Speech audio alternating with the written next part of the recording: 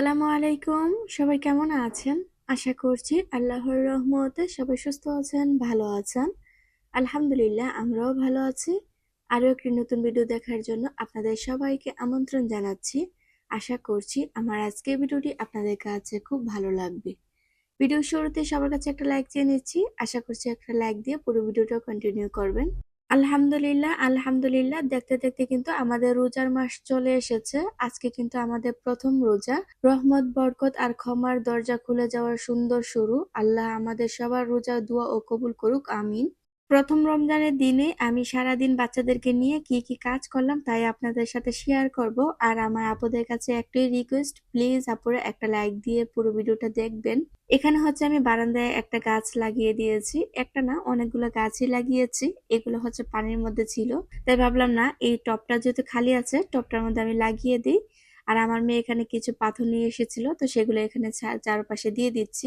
আমার বারান্দাটা খুবই ছোট, এক পাশের মধ্যে রেখেছি দুইটা টব আর এক পাশের মধ্যে রেখেছি দুইটা, তো চারটা টব কিন্তু দুই জায়গায় রেখেছি। এই দুইটা টব রেখেছি হচ্ছে আমি আমার দরজার পাশে, যাতে করে রুম থেকে দেখা যায়, তাই হচ্ছে দরজার পাশে এই দুইটা টব রেখে দিয়েছি। আর আমার বারান্দার মধ্যে না অনেকগুলা পাখি আছে, যার কারণে আমার বারান্দাটা প্রচুর পরিমাণ নোংরা করে ফেলে, তো সেটা আমার কাছে খুবই বিরক্তকর লাগে। প্রতিদিন আমি এত পরিমাণ যে পরিষ্কার করি, তারপরও পাখিগুলা না একদম ভরিয়ে ফেলে। তবে বারান্দায় যখন পাখিগুলা বসে থাকে তখন আমার বাবাটা দেখে কিন্তু খুবই আনন্দ পায়, পাখিদের সাথে কথা বলার চেষ্টা করে, সেটা দেখে আমার কাছে ভীষণ আবার ভালো লাগে। তখন মনে হয় যাক পাখিগুলো থাকার কারণে আমার খুবই ভালো হয়েছে। তো আবার ওই যে নোংরা করে ফেলে, তো আমার তো এটা প্রতিদিনই পরিষ্কার করতে হয়, বাচ্চাদের সামলে আর সময় পাই না, তো আবার এগুলো কখন পরিষ্কার করব। আর ওয়াল গুলাতে তো অবস্থা বেশি খারাপ করে ফেলেছে। এখানে হচ্ছে আমি যেহেতু ইফতার বানাবো, ইফতারি বানানোর কিছু আয়োজন আছে, সেটা আগে ভাগে করে নিচ্ছি। তো এগুলো আস্তে ধীরে আমি করব, আর বাকি কাজগুলো আমি আমার রুমের দিক দিয়েও শেষ করে নেব। তো সব দিক দিয়ে কাজ একসাথে করে নিলে একবার যদি কিচেনে চলে আসি তাহলে ঘরের কাজ একদমই হবে না। আমরা মায়েরা যারা আছি, আমরা নিজেরা যেহেতু রোজা, আমাদের জন্য হয়তো রান্না না করতে পারি, কিন্তু যেহেতু বাচ্চারা আছে বাচ্চাদের জন্য কিন্তু ঠিকই রান্না করতে হবে। আমাদের রান্নার কিন্তু কোনো শেষ নেই। তবে হ্যাঁ, আজকে কিন্তু আমার দুই মেয়ে রোজা রেখেছে। তো যেহেতু দুই মেয়ে রোজা রেখেছে তাই তেমন একটা রান্না বান্না নেই, তো নাদিয়াকে আর আয়ানকে হচ্ছে আমি নুডলস রান্না করে দেব। এখন যেহেতু দুপুর হয়ে গিয়েছে, তো প্রথমে আমি নামাজ পড়ে নিয়েছি, তারপর হচ্ছে এখানে আমি আমার বাকি কাজগুলো সেরে নিচ্ছি। গতকালকে কিছু কাজ করেছিলাম, তো আরো কিছু কাজ রয়ে গিয়েছিল। আসলে একদিনে না সম্পূর্ণ কাজ শেষ করা কখনো সম্ভব হয়ে ওঠে না, তাই হচ্ছে ভাবলাম যে বাকি কাজগুলো আজকে শেষ করে নিই। প্লাইউড যদি কালো হয়, সে প্লাইউডের মধ্যে যদি ময়লা পড়ে না, দেখতে এত খারাপ লাগে, কি যে অবস্থা। প্রতিদিন মুছে রাখলেও তারপরে অনেক ময়লা চলে আসে। আমি কিন্তু যখনই যেখানে ময়লা দেখি তখনই কিন্তু সেখানে মুছে নেওয়ার চেষ্টা করি, তারপরে কি যে পরিমাণ ময়লা চলে আসে আমি নিজেও বুঝি না। আমরা যারা মা আছি, সবসময় যে কাজ করতে হয়, রমজান মাসেও কিন্তু সেম কাজই করতে হয়, কারণ আমাদের তো আর রান্না বান্না বন্ধ নেই। তো রোজা রেখেও কিন্তু রান্না বান্না করতে হয়। আজকে সেহরি টাইমে কি হয়েছে জানেন? আমি যখন উঠেছি রান্না করতে, তরকারি তো আরো আগেই রান্না করে রেখেছিলাম, শুধু ভাত রান্না করেছি। ভাত রান্না করা শেষ করেছি এই মুহূর্তে হচ্ছে আমার ছেলেটা উঠে গিয়েছে। তো ওই উঠার পর এত পরিমাণ কান্না করছে, মানে ওই আমাকে কোনোভাবেই ছাড়তে চাচ্ছে না। মানে এত পরিমাণ কান্নাকাটি করতেছে, তো কান্না ওকে থামাতেই পারছিলাম না। তখন 5টা বাজে গিয়ে একটু কান্না থামিয়েছে, তো ওই যে 5টা পর তো আর কিছুক্ষণ সময় ছিল। এর ভিতরে কিন্তু আমার বড় মেয়ের কাছে ওকে দিয়ে হচ্ছে আমি 2 লোকমা ভাত মুখে দিয়েছি। তো ওই না রমজান আসার পর থেকে ওই একটু বেশি জ্বালাচ্ছে, মানে ওকে নিয়ে মানে একটু সমস্যাতেই আছে। আমরা মায়েরা যখন বাচ্চাদের সাথে ঘুমিয়ে থাকি না, তখন বাচ্চারা খুব আরাম করে ঘুমায়, আর যখন বাচ্চাদের কাছ থেকে উঠে যায় তখন বাচ্চারা একটু পর পর ঘুম থেকে উঠে যায়। এই ঘুমটা আমার কেন জানি এত বিরক্ত লাগে, মানে কাজ করে কোনো শান্তি পাওয়া যায় না, কাজের মাঝে মাঝে বারবার এসে বাচ্চাকে থামাতে হয়। এই যে আমি যে বয়স দিচ্ছি, এখন কিন্তু মানে সেহরি খাওয়ার শেষ করে তারপর বয়স দিচ্ছি, এখনো কিন্তু আমি এই এই পর্যন্ত কিন্তু 3বার চলে গিয়েছি। তাহলে বুঝেন বাচ্চারা কি পরিমাণ ঘুমায়। আমার বয়সটা দিতে দিতে কিন্তু একদমই সকাল হয়ে গিয়েছে, তাই অনেক পাখির শব্দ আসছে। তো জানি আপনাদের কাছে ভালো লাগবে না লাগবে জানি না, তারপরে কিছু করার নেই, এখন তো আর বয়সটা বন্ধ করতে পারবো না। তো যেহেতু বাচ্চাদেরকে সামলাতে গিয়ে একটু সকাল হয়ে গিয়েছে, তাই হচ্ছে এখন একটু শব্দ আসতেছে আর কি। তো আমি যদি আমার বাচ্চাদের কথা বলতে যাই তাহলে কথা বলে আর আপনাদের সাথে শেষ করতে পারবো না। তো চলুন এখন আমি কাজ করতে করতে এখন আমি আমার মিষ্টি মিষ্টি আপুদের কিছু কমেন্ট পড়ে নিই। নুসরাত সোহেল আইডি থেকে আমার এক প্রিয় আপু কমেন্ট করেছে, আসসালামু আলাইকুম আপু। ওয়ালাইকুম আসসালাম আপু। আশা করি তুমি অনেক ভালো আছো। আলহামদুলিল্লাহ আপু, ভালো আছি। আজকের ভিডিওটা আমার অনেক ভালো লেগেছে, ডেকোরেশনটা অনেক সুন্দর হয়েছে। তোমার প্রতিদিনের ব্লগের জন্য আমি ওয়েট করি, বারবার ফোনে এসে দেখি যে তুমি ব্লগ দিয়েছো কিনা, কিন্তু যখনই তুমি দাও তখনই দুই বাচ্চা নিয়ে আর পারি না, তাই অনেক পরে এসে দেখতে হয়। আর মনে মনে ভাবি কখন যে ব্লগ দেখবো। তবে তোমার 4 বাচ্চা নিয়ে কাজ করার ভিডিও দেখে আমার দুইজনকে নিয়ে আমার কাজ করতে মন চায়। অনেক দোয়া রইলো আপু, তবে একটা রিকোয়েস্ট আছে, তোমার বাচ্চাদেরকে একটু মাঝে মধ্যে দেখাবে, তাহলে ভালো লাগবে। থ্যাংক ইউ সো মাচ আমার মিষ্টি আপু, তুমি যে বাচ্চাদেরকে নিয়ে এত সুন্দর করে ভিডিও দেখে তারপর আবার এত সুন্দর করে একটা কমেন্ট করেছো, তার জন্য তোমাকে অসংখ্য ধন্যবাদ আপু। তোমার জন্য, তোমার বাচ্চাদের জন্য অনেক অনেক দোয়া রইলো আপু। তোমরা সবসময় ভালো থাকো, সুস্থ থাকো।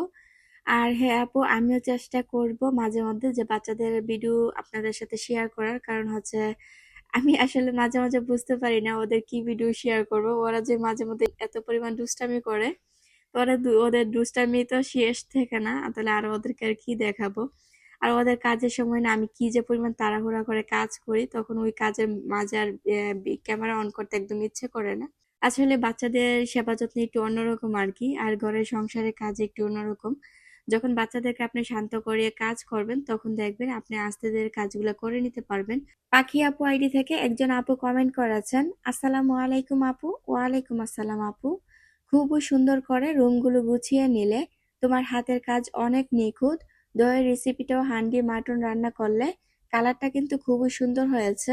আপু মামুনি দই খাচ্ছিল, মামুনির জন্য অনেক অনেক দোয়া আর ভালোবাসা ভালোবাসা রইলো।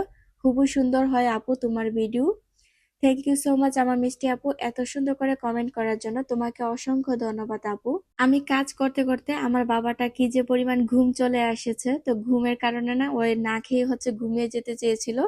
তাই ভাবলাম না, এখন যদি আমার বাবাটা ঘুমিয়ে যায় তাহলে ঘুম বেশিক্ষণ ঘুমাতে পারবে না, তখন আবার ঘুম থেকে উঠে যাবে।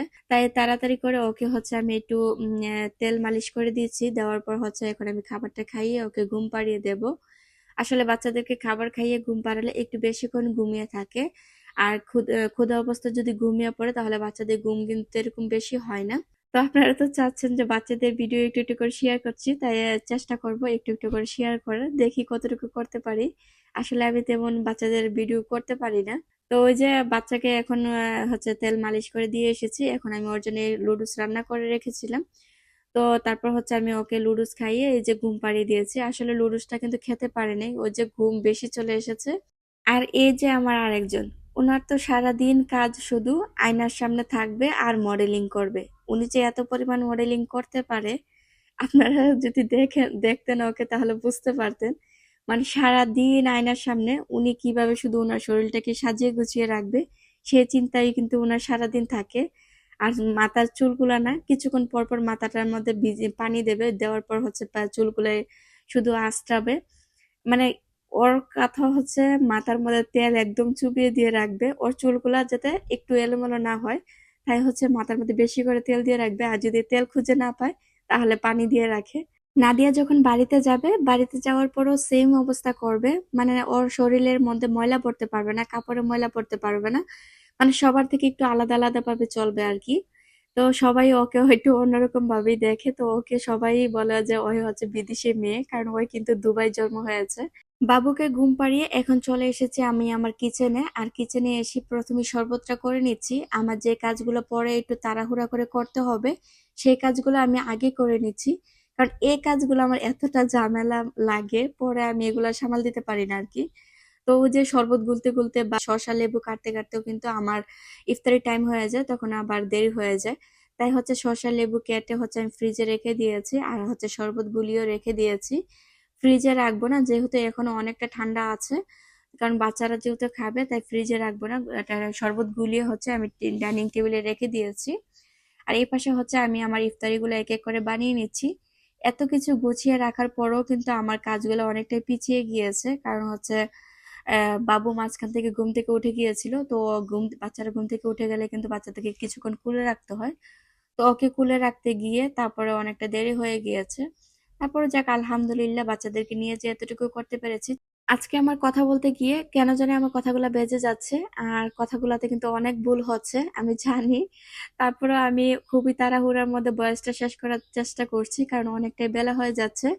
তো গাড়ি ঘোড়া প্রচুর পরিমাণ শব্দ চলে আসছে, কারণ আমার বাসাটা যেহেতু রাস্তার পাশে, তো তাই অনেক শব্দ।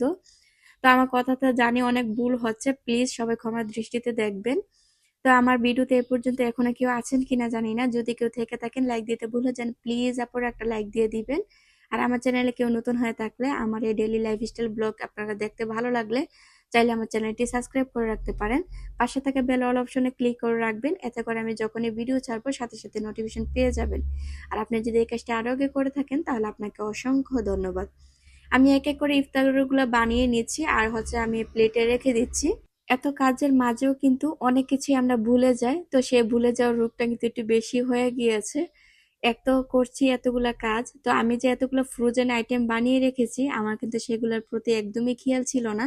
ইফতারি বানানো শেষ হয়ে গিয়েছে, তারপর মনে হয়েছে যে আরে আমার তো ফ্রিজে ফ্রোজেন ইফতার আছে, তো সেগুলো আমি তো যদি ভেজে নিই তাহলে তো আমার বাচ্চারা খেতে পারবে। তো তারপর ইফতারি বানানো শেষ করে তারপরে গিয়ে ফ্রোজেন ইফতার কিছুটা ভেজে নিয়ে এসেছি। তো বেশিক্ষণ সময় দিতে পারি নাই, কারণ ইফতারের টাইম হয়ে গিয়েছিল। তো এই তো আমি সবগুলা রেডি করে আমি আমার ডাইনিং টেবিলে সুন্দর করে সাজিয়ে নিচ্ছি। যেহেতু বাচ্চারা রোজা রেখেছে, তো আমার কিন্তু বেশ আনন্দ লাগছে যে আমার মেয়েরাও আজকে আমার সাথে রোজা রেখে ইফতার করবে।